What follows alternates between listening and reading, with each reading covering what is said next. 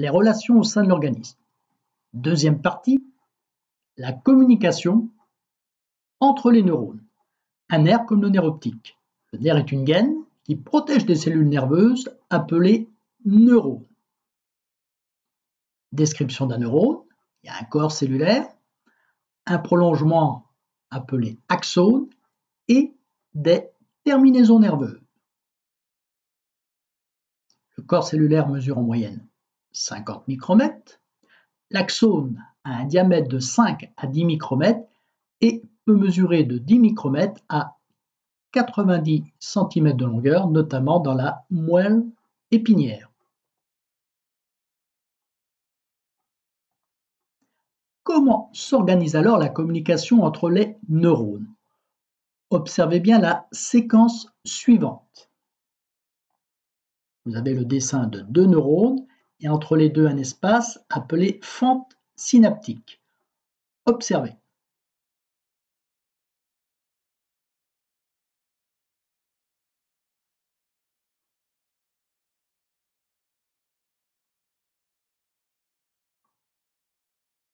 Décomposons. Naissance d'un courant électrique dans le neurone présynaptique. Les vésicules libèrent des neuromédiateurs. Ces neuromédiateurs, libérés dans la fente synaptique, se fixent sur des récepteurs spécifiques situés sur le neurone postsynaptique. La fixation des neuromédiateurs induit un courant électrique dans le neurone postsynaptique. Les neuromédiateurs sont recaptés par les vésicules présynaptiques. Relisons l'ordre chronologiquement. Petit 1, naissance d'un courant électrique dans le neurone présynaptique. Petit 2, des vésicules libèrent des neuromédiateurs. Petit 3, les neuromédiateurs sont libérés dans la fente synaptique et se fixent sur des récepteurs spécifiques situés sur le neurone postsynaptique. Petit 4, la fixation des neuromédiateurs induit un courant électrique.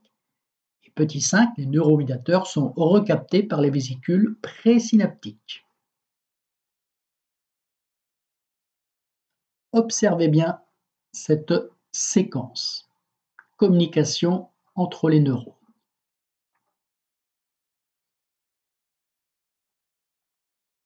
Un même neurone reçoit de nombreux messagers chimiques.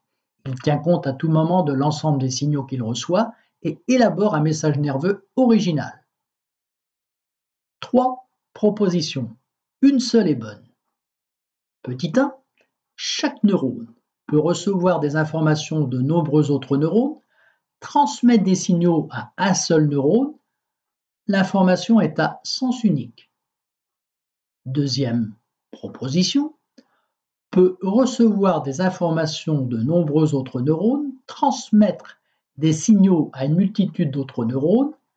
L'information est à double sens.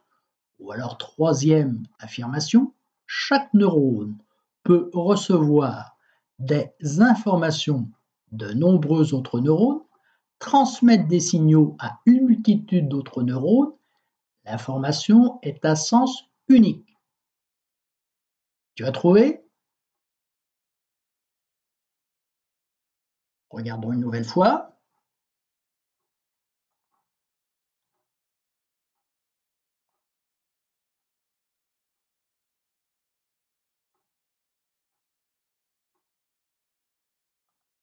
Effectivement, c'était bien la troisième proposition. Un neurone peut donc recevoir des informations de nombreux autres neurones, transmettre des signaux à une multitude d'autres neurones et l'information est à sens unique.